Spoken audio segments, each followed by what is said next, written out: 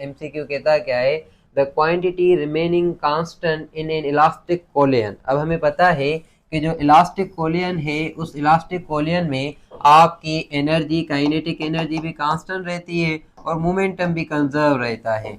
जब kinetic energy constant रहेगी तो हम कहेंगे काइनेटिक एनर्जी कांस्टेंट की वजह से जो टेम्परेचर है वो भी कांस्टेंट होना चाहिए, क्योंकि अगर आप टेम्परेचर बढ़ाएंगे तो मॉलिक्यूल्स की काइनेटिक एनर्जी भी बढ़ेगी, वो कंजर्व नहीं रहेगी। इस वजह से आपने यहाँ पे मोमेंटम तो सिलेक्ट कर लिया, काइनेटिक एनर्जी तो सिलेक्ट कर ली, बट अगर टेम्परेचर लिखा हुआ हो तो आपने टेम्परेचर को भी सिलेक्ट करना है। बाकी की अगर आप देखेंगे तो momentum in temperature but not kinetic, ये भी गलत है। Momentum but neither kinetic energy not temperature, ये भी गलत। और ये momentum kinetic energy but not temperature, ये भी गलत है। तो सही वाला कौन सा है? सही वाला ए वाला है, आपने इसको टिक कर देना है। उसके बाद ये क्वेश्चन कौन सा है? 157। ये बस बच्चों ने जो सेंड किए हैं उनको ही डिस्कस करेंगे। 157 MCQ कहाँ पे है?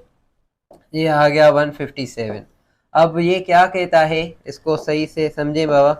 a body covers a half distance at a speed of 30 kilometre per hour. Half distance जो है 30 पे कर रही है एंड रिमेनिंग हाफ डिस्टेंस जो है वो 60 किलोमीटर पर आवर पे कर रही है। तो मैंने ना आपको एक लेक्चर में मतलब डिटेल डिस्कशन की थी इसके ऊपर कि अगर हमारे पास एक पाथ है उसके हम हाफ डिस्टेंस से अलग अलग वेलोसिटीज ले रहे हैं। अगर हम इस डिस्टेंस को देखें तो d है, ये डिस्टेंस d है, बट यहाँ पे वेलोसिटी v1 है, वेलोसिटी v2 है, डिस्टेंस इक्वल है पर हमारी वेलोसिटी चेंज है। तो वेलोसिटी चेंज तभी आएगी जब टाइम चेंज होगा, टाइम t1 होगा, t2 होगा। तो जब ऐसी सिचुएशन हो जब आपका डिस्टेंस इक्वल हो बट टाइम आपका इक्वल ना हो तो फार्मूला होता है 2v1 v2 over v1 plus v2।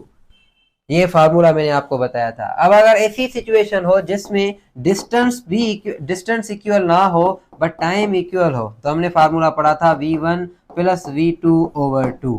ये v एवरेज के फार्मूला हैं। ये भी आपको ना एवरेज स्पीड पूछ रहा है, वेलोसिटी एवरेज या स्पीड एवरेज आपका ये फार्मूला हो जाता है जब ये डिस्टेंस अनइक्वल हो, टाइम इक्वल हो। उसके साथ अगर दोनों अनइक्वल हैं तो दोनों अनइक्वल हों तो मैंने पढ़ाया था d1 plus d2 over t1 plus t2, ये हमने समझा था। अब इसको देखेंगे तो यहाँ पे आपको v एवरेज का फार्मूला मिला हुआ है। 2v1 कितनी है? 30, v2 है 60, v1 30 रखेंगे, v2 60 रखेंगे और नीचे हम कर देंगे v1 प्लस v2।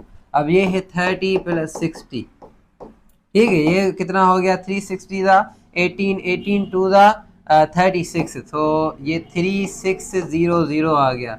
नीचे हम करेंगे तो ये अपना आ जाएगा 90, 0 में गया।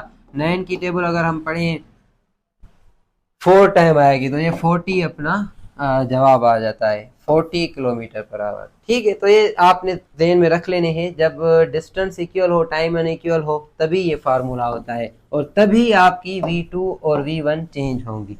ठीक है बच्चों, इसको थोड़ा बहुत नोट कर लें। अब दूसरा क्वेश्चन है हमारा, ये बाकी के तो नहीं होंगे। दूसरा है 160। 160 को देखें तो ये 160 है, क्या कहता है कि Fakhar Zaman in Eden Garden Kolkata stadium hit 22 metre high 6। Can you tell the maximum range of a ball. अब मैक्सिमम रेंज बॉल की हमने निकालनी है। 22 जो है वो उसकी जो है क्या है? 22 मीटर हाइट है, 22 मीटर हाइट है इसकी। उसके हिसाब से हमने रेंज निकाली है, तो range maximum is equals to 4 height maximum, हमें पता है। ठीक है, तो हम रेंज मैक्सिमम निकालने के लिए 4 करेंगे और हाइट अपनी है 22, ये कितना आ गया? 88 मीटर। तो यहाँ पे हमने 88 मीटर्स, ये तो नहीं होंगे। ठीक है, ये सिंपल था क्योंकि आर मैक्सिमम 4 हाइट मैक्सिमम के होता है। अब है 170